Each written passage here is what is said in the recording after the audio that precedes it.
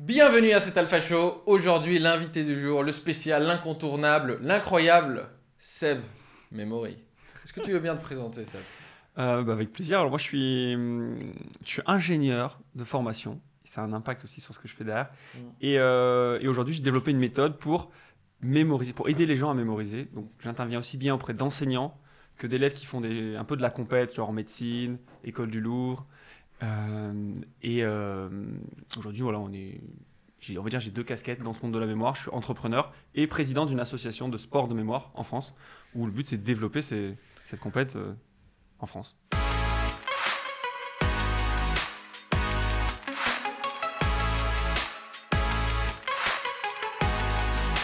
Moi, je fais du sport, la muscu. Oui. Après, il y a eu l'avènement du sport des échecs. C'est un petit peu, tu Oui. vois. Mais sport de mémoire, là, alors par contre, il faut que tu m'expliques. Oui, alors moi, c'est vrai qu'au Ouais. début, en fait, je repars à la source, comment je suis tombé dedans. Ouais. J'étais en école d'ingé. Hmm. Pourquoi? Parce qu'en fait, j'ai toujours aimé comprendre. Maths, physique, c'était facile. Ok. Mais tout ce qui était pas compréhension, mais mémorisation, Oui. anglais, français, histoire, niet. Donc j'arrive en maths sup, école d'ingé, et là, je veux partir en Inde. Et là, pour partir en Inde, je veux partir à l'étranger, il faut valider un TOEIC. Bon, il me semble que toi, tu étais assez à l'aise là-dedans. Mais moi, première fois, j'ai 7 sur 20. D'accord. Donc mauvais. Et Ok. je regarde du coup sur Internet comment booster ma mémoire. Et je Ok. découvre l'existence de championnats du monde de mémorisation. Ah ouais. Je trouve ça lunaire. Je dis, mais qu'est-ce qu'ils font ces gens? Pourquoi? Pourquoi tu... mais surtout, c'est mémoriser des centaines de chiffres, Hmm. des centaines de cartes, des trombinoscopes, enfin des trucs qui me paraissaient juste inutiles. Ouais, c'est Et, vrai. mais quand même, comme j'avais mon objectif de TOEIC, j'ai mémorisé du vocabulaire en anglais, donc des centaines de mots. J'ai validé mon TOEIC, je suis parti. Donc quand je suis parti, là, je me suis dit, mais wow, c'est fou, en fait, ça marche. Et en plus, en tant qu'humain, on peut booster notre capacité à mémoriser Ouais. si on s'entraîne. C'est une compétence, en fait, comme toute Mm. compétence. Je rentre en France, je suis diplômé, donc je travaille un peu dans l'énergie solaire. Et très vite, je me dis, mais personne transmet ces méthodes. C'est fou. Mm. Donc commence à le faire. Donc j'ai commencé à le faire. Et là, j'ai eu un autre enseignement, c'est mes élèves. Donc j'ai eu des élèves qui pratiquaient à fond les méthodes et qui avaient des résultats plus 2, plus 3, plus 4 dans leur moyenne. Voire certains me disaient, mais j'ai l'impression de tricher au bac.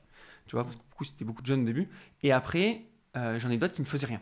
Et quand tu fais rien, comme n'importe quelle compétence, il n'y a rien qui se passe. Mm. Et donc là, je me suis dit, comment faire pour les inspirer? Et pour les inspirer, je me suis dit, exemplarité.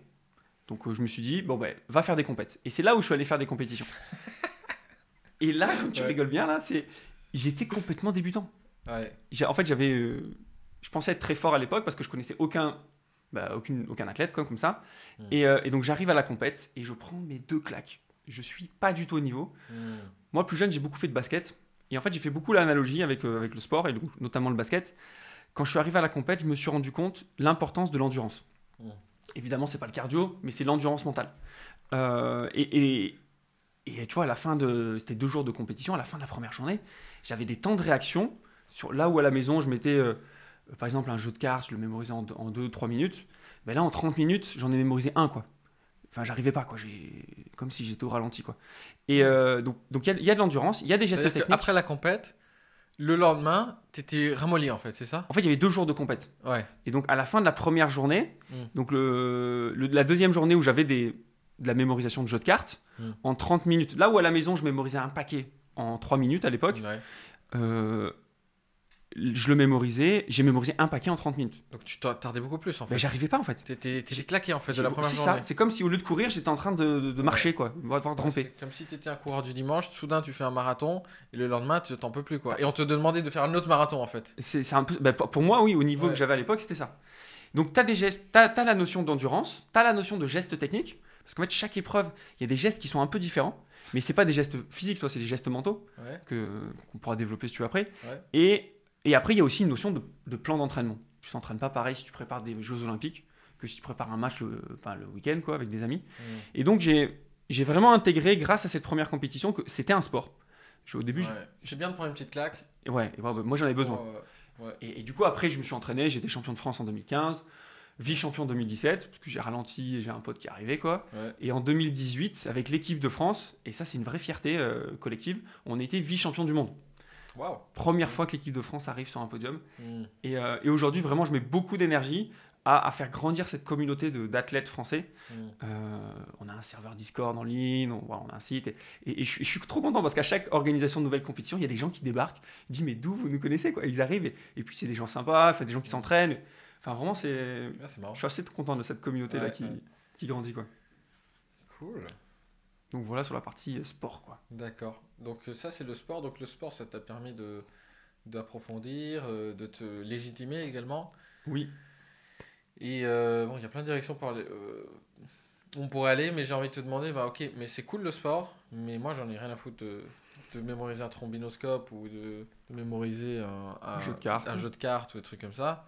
Moi je suis étudiant en médecine, moi je suis chef d'entreprise, moi je suis cadre commercial, en quoi ça va me servir? Voilà. Très bonne question. En fait, c'est le problème que j'ai au début. Je me disais, mais à quoi ça sert de mémoriser tout ça? Et c'est pour ça que je suis rentré dedans. Plus je suis rentré dedans et plus j'ai appris, plus j'ai compris certains principes, certains mécanismes. Et l'immense majorité des gens ne veulent pas faire de compétition, mais appliquer ça à leur vraie vie. Pour ça, il faut comprendre que la mémoire, on va dire, elle s'intègre dans un processus qui est plus complet. Alors, quand on parle d'un étudiant, parce que là, leur métier, c'est d'apprendre, c'est comment ils développent leur méthode d'apprentissage. Comment j'apprends. Et pour moi, déjà, apprendre, quand tu as une bonne méthode, tu prends confiance en toi, tu gagnes du temps, tu prends du plaisir aussi quand tu apprends du coup sur ça marrant. Enfin, tu vois, donc on va dire ça, c'est les bénéfices que tu as quand tu travailles sur cette méthode de travail. Parce qu'il y a un vrai sujet d'étudiants qui font un blocage avec l'école. Oui, complètement. Et qui détestent ça. Et moi, j'ai toujours eu une relation ambivalente avec les études. D'ailleurs, j'ai jamais détesté ça, mais jamais adoré ça non plus. Tu vois, j'étais un peu en mode... Ça passe, mais... Ouais. Mais en fait, parce que depuis tout petit, moi, on me disait, il faut apprendre, développe un peu de... Apprendre à apprendre, on t'en parle, mais jamais on te dit comment faire. Ouais. Et donc, quand tu développes cette capacité à apprendre, ça te sert après toute ta vie. Après, tu peux évidemment la développer plus grand, mais à l'école, c'est là où c'est le plus pertinent. Ouais. Et du coup, concrètement, si on part dans les principes, il y a 3 axes. Quand tu travailles ta méthode, c'est il y a des principes. Alors là, on peut aller assez vite, mais c'est important de les avoir en tête. C'est qu'est-ce qui fonctionne pour des humains. Donc ça, c'est la science, il y a des principes de base. On sait que l'entraînement par récupération fonctionne. On sait que l'élaboration... Enfin, il y a des principes scientifiquement prouvés. C'est intéressant de les connaître. Mais si tu t'arrêtes là, bon, tu fais pas beaucoup plus. Yes. Souvent, malheureusement, il y en a beaucoup qui parlent que de ça. Après, il y a une deuxième axe pour moi, moi j'appelle ça faire ton match. Tu es devant ta feuille. Concrètement, tu fais quoi? La première fois que tu découvres ton cours ou la première fois que tu apprends un article, un livre, qu'est-ce que tu fais? Après, comment tu t'organises dans le temps, le lendemain, une semaine après, voilà, pour faire rentrer les connaissances que tu as envie de faire rentrer. Donc là, il y a tout un process d'ailleurs, il y a plusieurs manières de faire, il n'y a pas qu'un seul. Et enfin, le dernier qui est plus de la mémorisation, et c'est peut-être là-dessus qu'on va zoomer, tu me diras, c'est quand tu es dans des cours ou quand tu es dans un livre, peu importe, j'identifie qu'il y a des problèmes sur lesquels tu peux être amené. C'est des fois, tu as des listes à retenir. Je prends les cas de médecine, je travaille beaucoup avec des jeunes en médecine, ils ont des cycles de Krebs, de la glycolyse, des trucs à rallonge. Ça peut être aussi un discours sans notes. Un discours, en fait, c'est une liste d'arguments qu'il faut être capable de retenir. Donc, il y a des méthodes pour apprendre des listes, des petites ou des grandes. Il y a des méthodes pour apprendre tout ce qui est définition, des méthodes pour apprendre tout ce qui est vocabulaire, tout ce qui est formule, tout ce qui est schéma, tout ce qui est tableau, tout ce qui est...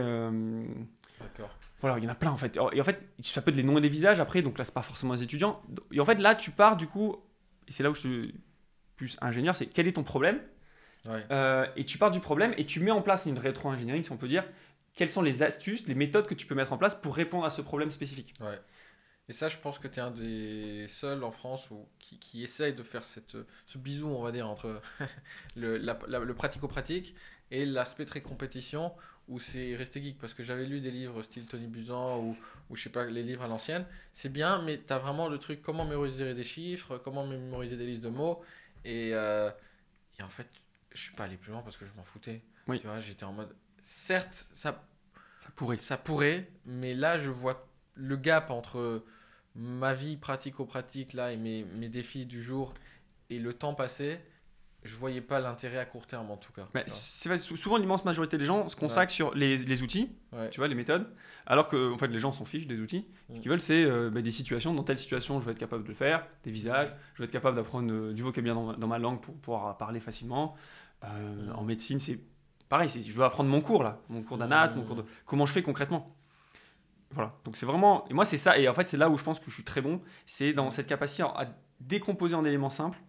Euh, moi j'innove comme ça, je décompose en éléments simples, et après ces éléments, je me dis, en fait, ils pourraient aller là, dans ce problème-là, et du coup je mets en place différents programmes possibles pour les personnes qui veulent comme quoi, gagner du temps, prendre du plaisir dans ce qu'ils font, être plus efficace, quoi. Est-ce que tu peux me donner des exemples? Peut-être on va commencer par la médecine, je pense que c'est le plus pratique, enfin le plus simple à visualiser un étudiant en médecine qui doit mémoriser des trucs, de ce que tu fais avec eux, et peut-être qu'ensuite on pourra prendre quelqu'un qui est plus dans la vie professionnelle, comme ça on aura un peu les deux. Oui.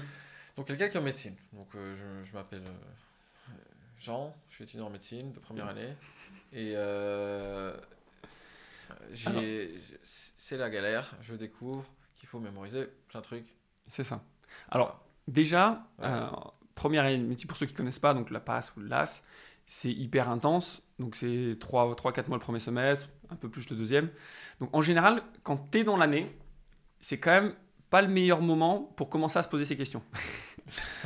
Non, parce qu'en fait, la méthode de travail, ça reste un investissement. Alors, Ouais. à ce moment-là, du coup, j'ai des accompagnements, mais pour le coup, c'est hyper sharp, c'est du one-one, c'est hyper dur en fait, chronophage, et du coup, c'est pas les mêmes coups. Mais à ce moment-là, la difficulté, c'est eux, ils veulent vraiment aller à l'essentiel. J'ai ce cours, comment je fais. Moi, idéalement, je dis comme ça reste un investissement, et de plus en plus, les élèves sont conscients de ce problème de cette première année, ce concours. On commence en terminale. Du coup, en terminale, tu as un peu plus de latitude pour faire des tests. Tu dis, tiens, je vais tester ça, je vais tester ça. Faire des erreurs. Voilà, faire des erreurs et apprendre, et t'entraîner. Apprendre les fondamentaux avant de. Au final, c'est un peu comme les maths, hein. J'ai envie de dire, quand tu apprends à être ingénieur, tu as des équations du second degré, machin truc. Tu as commencé par apprendre à compter. Bah En oui. fait, c'est un peu ça, finalement, ce que tu dis, c'est que là, le gars, il te dit, comment je peux tout de suite faire mes équations? Et tu es en mode, mec, il va falloir Ça va être chaud, mais apprendre à compter d'abord. Et du coup, il y a peut-être un temps pour faire les fondations. Voilà, les fondations, en fait. Si tu veux un truc robuste, évidemment, tu commences avant, comme ça, tu as quelque chose de complet. Ouais. Après, quand là, j'en ai qui m'ont contacté, là, c'est un mois de la rentrée, 2-3 semaines, mais on peut pas faire une méthode robuste. On va partir sur, voilà, là, ton plus gros problème, ta plus grosse fuite dans ta méthode, elle est là, donc on va le boucher ça. La deuxième fuite, donc en fait, on va partir à l'envers. Quelles sont les grosses fuites?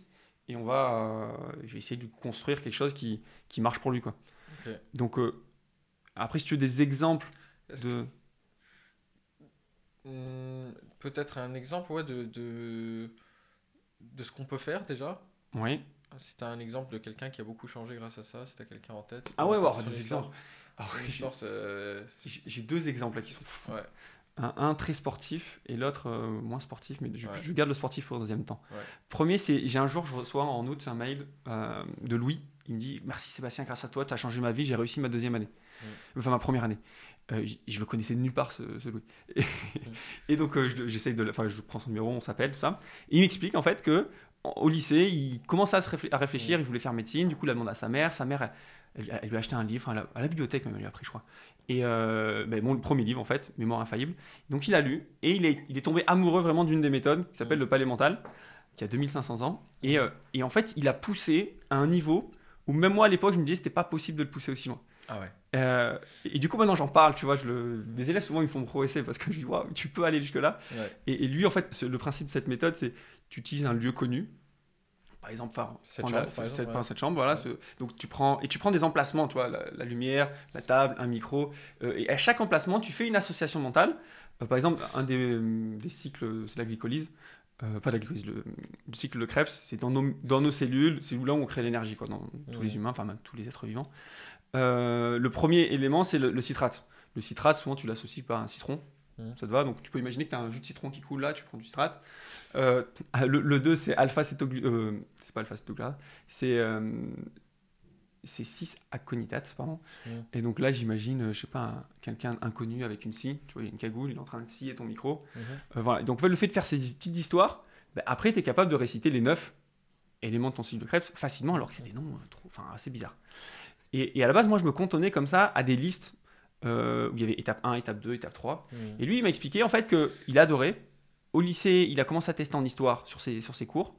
Et ça marchait bien. En fait, il apprenait la structure du cours, le plan. Et après, le reste, avec la compréhension, il mettait un peu comme le petit poussé, il mettait quelques indices. Mais après, avec la compréhension, il avait tout le reste. Et donc, il a construit comme ça des palais. Et après, il m'a dit, au début d'année, je me suis dit, allez, je vais pousser cette méthode. Il s'est fait une liste de tous les endroits où il était déjà allé, maisons d'enfance, des endroits de vacances, etc.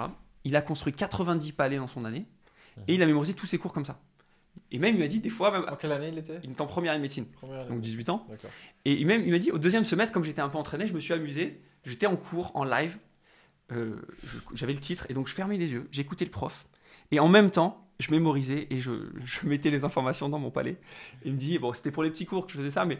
Et c'était il y a un côté magique. À la fin, il était capable, alors pas forcément de réciter tout le cours, tu vois, mais il donnait les structures et il gagnait mais un temps de malade derrière. Donc ça, c'est un premier. Et il a eu du premier coup? Ah oui, du premier coup, Ah ouais. la main. Et là Parce même. qu'il y a la plupart des étudiants, ils l'ont en 2 ans, la première année de médecine. Alors ça, c'était. Alors maintenant, il y a eu un changement dans la réforme. D'accord. On va dire la première année, tu n'as plus le droit de doubler, mais tu as 2 chances quand même. Parce que la première année, si tu rates, tu peux aller en licence 2. Et en licence 2, tu as une deuxième possibilité, deuxième chance d'intégrer, D'accord. mais pas Ils ont exactement changé sur les mêmes cours. la méthode, comme c'était à l'époque. Ouais. Mais bon, ça a D'accord. quelques années.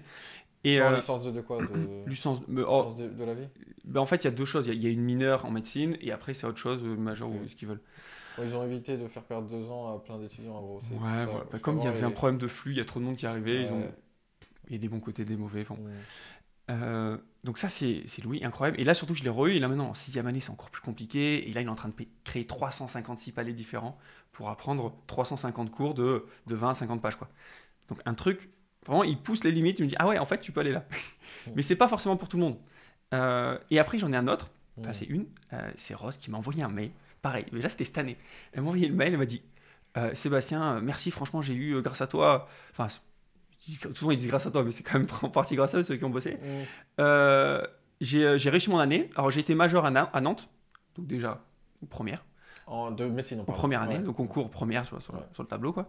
Et 2, j'ai continué ma pratique de l'aviron, parce que j'ai toujours fait de l'aviron, Ok. mais j'ai jamais été sportif de haut niveau, mais j'ai continué. J'ai même été champion de France.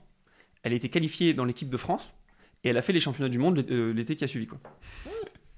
Tu vois, et elle s'est entraînée. Parallèle de la médecine. En parallèle, elle s'est entraînée 10 à 15 heures par semaine. Alors que tout le monde. D'aviron. D'aviron, Ouais. en plus, bien sûr, de travailler. Oh là là.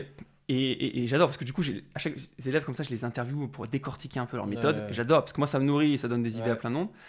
Et en fait, il y a des principes qui sont tout simples, qui mettent en place. Et elle, Rose, j'ai beaucoup aimé parce qu'elle me donnait des analogies avec le sport. Elle me disait notamment, il faut jamais écouter les autres. Dire quand t'es à la fac, t'entends, ah oui, moi je suis à tel cours, je vais trop vite, je me sens bien. Et en fait, tout le temps que tu penses que tu consacres à l'autre, ben, tu te défocuses de toi-même et tu gaspilles ton énergie. Donc en fait, elle a fait beaucoup d'analogies avec le sport et c'est pour ça, je pense qu'elle a Quand tu réussi. dis écouter les autres dans le sens les négativités des autres, Mais ou tout, non? tu te compares en fait. Mais ça, je pense que ça pourrait être pareil dans le sport. Tu dis, ah, mais l'autre, physiquement, il a affûté. Mhm. Mais là, elle entendait, ben, souvent, ben, les gens parlent entre eux. Ils disent, ah, hier, j'ai fait une bonne séance de travail, j'en suis à telle partie Ah dans oui, le cours. donc ça peut te mettre en insécurité de dire purée, les autres ils avancent plus vite que moi, C'est ils ça. sont plus sharp que moi. Et il y a toujours cette comparaison parce que voilà, ça te met. Ok. Et ben, surtout dans des environnements de concours, Mhm. du coup, ça te prend de l'énergie. Ouais. Et cette énergie, bah, tu la mets pas au bon endroit. Et voilà, donc dans ces univers vraiment de compète, il y a vraiment beaucoup d'analogies avec le sport. Mhm. Et c'est là aussi, du coup, mes sports de mémoire, ça m'aide, tu vois, à être Mhm. plus précis. Et surtout, il y a des singularités. Chaque élève, tu vois, elle n'a pas vraiment poussé la partie palémento, Ok, cette Rose, la deuxième, alors que le premier, il a beaucoup poussé. Ouais. Mais on voit qu'on peut arriver à des résultats assez incroyables en utilisant des méthodes très différentes. Et c'est un peu ça que je fais. Je mets en évidence des structures qui apparaissent et quelles sont les variantes que tu peux appliquer à ces structures pour que ça te corresponde à toi. Elle a fait quoi pour le coup? Mais elle, ce qu'elle a fait, alors elle a un truc assez différent. Sa méthode, c'est déjà le jour 1, enfin il y a 2 choses. C'est l'élaboration, ça veut dire synthétiser et résumer son cours. Donc elle résumait sous forme de schéma, de dessin. Elle avait un tableau qu'elle mettait et à chaque fois le cours, elle faisait un résumé. Ok. Ça lui prenait 1 heure, 1 heure et demie, Ouais. un cours de 2 heures. Et après, il y a le deuxième astuce qui est vraiment... Alors ça, c'est la partie structurante, après il y a plein d'autres choses, mais elle faisait de l'entraînement par récupération, c'est-à-dire une feuille blanche. C'est-à-dire le lendemain, feuille blanche, et elle notait tout son schéma de tête. Ok. Et ça, en fait, Attends, juste pour les gens qui nous écoutent pour la première fois, c'est quoi l'entraînement par récupération? l'entraînement par récupération, c'est le principe de la feuille blanche, et tu prends une feuille et tu essaies de retrouver tout de tête. D'accord, ça je me souviens, tu m'avais dit si tu devais retenir une seule chose Oui. dans toutes mes formations de mémorisation, et ça pour les gens qui m'écoutent, c'est important.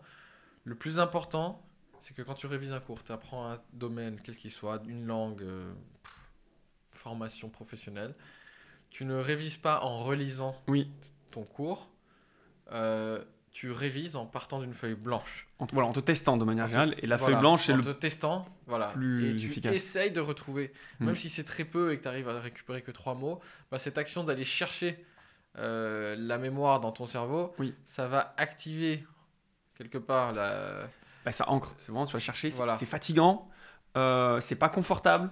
Mais c'est ce qui, même presque physiologiquement, je vais me calmer, crée des réseaux de neurones Ouais. plus denses, Du coup, quoi. la prochaine fois où tu vas aller vérifier cette information, bah là, tu vas vraiment l'ancrer parce que ton cerveau, il est réceptif à ça, quelque part. Vu que tu as eu cette Bah, du coup, sorte de... Oh, je l'ai pas. c'est presque, ouais, c'est ça, mais Ouais. pas que, en fait. Le fait de se tester, derrière, quand tu vas relire, tu vas avoir une relecture beaucoup plus précise. Mhm. Déjà, tu vas pas relire ce que tu connais déjà. Mhm. Et c'est souvent ce que tu fais, tu as un biais de confirmation, tu vois, tu relis, tu fais ah oui, je sais. Et deux, du coup, tu vas relire uniquement les erreurs et les oublis. Ok. Et donc, tu vas déjà gagner du temps Ouais, tu vas aller directement là à où l'essentiel. c'est des zones d'ombre, quoi. C'est ça. Parce que, ouais. Et tu as raison de faire le dézoom. En fait, le processus de mémorisation, c'est 3 clés pour entrer du court terme au très long terme. C'est l'attention. Ok. Ça, il faut être attentif, quoi. C'est Oui. logique. 2, il faut être capable d'associer, de créer un lien pour rentrer. Donc, ce que je te disais notamment, le fait de faire citrate, citron, enfin, tu crées du lien. Et la troisième étape, c'est l'entraînement. C'est le fait de se tester, de faire. Et en fait, pour revenir du coup à Rose, ce qu'elle faisait, c'est qu'elle pratiquait la stratégie donc de la plus difficile, c'est la feuille blanche. Ok. Et en fait, le témoignage qu'elle me faisait, c'est que la première fois qu'elle a fait, comme tout le monde, elle me disait mais enfin, c'est fatigant, c'est chiant, j'arrive pas à le faire, enfin c'est dur. Il y a quelque chose de très contraignant, ça. Mais Oui. Et c'est long en fait. Ouais.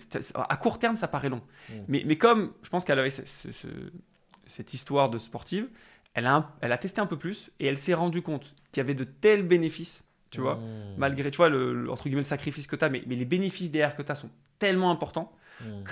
qu'elle a maintenu en fait le cap.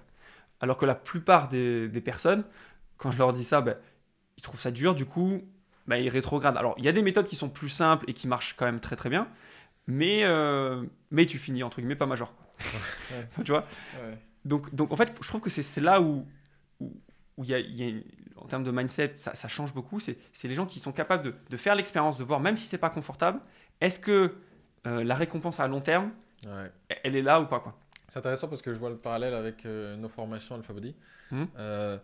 Nous, ce qu'on enseigne, j'en parlais sur un article l'autre jour. Si vous voulez gagner de l'argent et du fric sur la perte de poids, c'est simple. Vous trouvez les mensonges, clichés qui vendent des livres. L'addiction au sucre, qui n'existe pas, qui est un mythe. Mais tu écris un livre sur l'addiction au sucre, il y en a plein à la Fnac. Moi, ça me rend Ok. triste. Ok. L'indice glycémique, pareil, tu en as plein à la Fnac. Ce truc-là, ça sert à rien pour perdre du poids, désolé. Tu écris un livre sur la méthode keto. Voilà, le sans glucides, pareil, il y en a plein à la Fnac et ça sert à rien pour perdre du poids, désolé. Donc ces 3 trucs sont les plus gros mythes du fitness. Ok. Pourtant, c'est de la grosse merde en boîte. Et ça, c'est facile à vendre sur une pub, c'est facile à vendre sur un article, c'est facile à vendre sur une cover de livre. Moi, ce que je vends, c'est beaucoup plus complexe. Moi, j'ai choisi un truc dur qui va me faire gagner moins de fric, en gros. Ok. C'est compter ses macros, faire de la muscu en force. C'est invendable, le truc. Oui, Tu vois. ok. Donc, j'arrive à composer avec et à leur expliquer que c'est ça. Mais en fait, quand ils me croient, et quand tu as Ça- quelqu'un qui est suffisamment... qui fait suffisamment... qui a suffisamment de... Pas discipline, mais de persistance pour faire Ouais. ça 1 mois, 2 mois. En fait, j'ai des transformations C'est étonnant, que ouais. personne n'a sur le marché du fitness. C'est ça qui a fait la réussite d'Alpha Body. En fait, nos transfos, ça n'existe pas. Tu vois, c'est des trucs, tu croirais, c'est photoshopé. Mais en fait, c'est possible. Mais il suffit de suivre une méthode différente. Et de persister ces premières semaines qui sont vraiment inconfortables, où tu as l'impression que ça va pas le faire, tu vois. Oui. Mm. En fait, c'est ça. Enfin, là, on a parlé surtout de l'aspect, voilà, tu t'entraînes et tu te testes. Mais évidemment, en formation, entre guillemets, je fais pas que ça, parce que Ouais. sinon les gens, du coup, ils partent en cours. Ouais. Et dans ces 3 clés, en fait, donc l'attention, l'association et l'entraînement, L'aspect un peu le plus fun et le plus oublié, c'est la Mm. partie d'association. Mm. C'est comment tu encodes, comment tu transformes une information pour la faire rentrer, mais plus facilement dans ta mémoire à long terme. Ok. Et là, et c'est là où, on va dire, les athlètes de la mémoire sont très bons. Ok. Avec Ils arrivent tout de suite à associer, quoi. ben, c'est tous les outils des athlètes de la mémoire sont là en fait sur l'association, donc le palais mental, le major system, enfin créer son centium pour transformer chaque chiffre en une association mentale, et du coup tu joues avec ces histoires. C'est principalement le 51, tu penses de suite Ah oui, pastis, c'est ça. pastis, Ah, voilà. d'accord. Et si je te dis que le sacre de Cléopâtre c'est en moins 51, Cléopâtre tu penses à quoi? Ben, Cléopâtre. Cléopâtre, t'as quelle représentation? Est-ce que tu as Monica Bellucci? Est-ce que tu as Ouais, le une femme, dessin de une femme brune, je sais pas. chameau avec un nez, voilà. Ouais. Et donc tu peux imaginer qu'elle est en train de se faire sacrer au pastis, tu vois. D'accord. Et donc elle boit, enfin je les shot. Et Ouais. c'est des glaçons de pastis parce que c'est en moins 51. Et donc tu vois, le fait de faire des histoires comme ça, Mm. mais, Qui paraissent loufoques. qui sont complètement loufoques, parce que ça s'est pas passé comme ça à l'époque. Mm. Mais en fait, tu crées une sorte de faux souvenir qui va te permettre de créer une trace. Derrière, en t'entraînant, tu vas la maintenir et t'en souvenir durablement. Mm. Et après, avec de l'entraînement, tu sais, on va dire que il n'y avait pas de pastis à l'époque, et c'est juste un moyen de t'en souvenir. Et d'ailleurs, c'est pour ça que c'est intéressant de plus c'est loufoque, et moins tu vas le confondre avec la réalité, parce que tu sais que c'est pas Mm. possible. Et donc voilà, donc en fait, dans cette partie association, c'est hyper puissant, c'est assez fun. Et là, du coup, c'est vrai que j'ai beaucoup de séquences et d'exercices pour travailler cette capacité créative à créer du lien. Mm. Parce que ça te permet aussi de moins t'entraîner derrière, d'être plus rapide, quoi. Ok, le lien, ça va plus vite ancrer la mémorisation, c'est ça? Les histoires loufoques, et du coup, tu auras moins d'entraînement à faire. C'est ça. Ouais, en fait, l'analogie, souvent, c'est comme dans la forêt. Tu vois, tu vas dans la forêt, tu crées un chemin. Ben, au début, tu as juste avec une machette, tu as ouvert un peu ton Mhm. chemin. Et plus tu vas passer, plus au bout d'un moment, ça va être une autoroute. Mais Ok. c'est comme si tu faisais un encodage fort, donc avec tes associations. C'est comme si tu passais de suite avec un bulldozer, tu vois. Donc tu avais un chemin D'accord. beaucoup plus grand. Tu as toujours besoin de repasser parce qu'à un moment, la végétation va revenir. Ok. Mais, enfin, moins souvent, quoi. Le bulldozer. C'est ça. Enfin, L'ancrage, c'est le bulldozer de la mémorisation. Si on peut Elle est dire pas ça. mal, elle est pas mal. Ok. D'accord. Donc ça, c'était Rose et Louis. c'est ça, médecine. Ouais, médecine. Super intéressant. Major. Major promo, major système.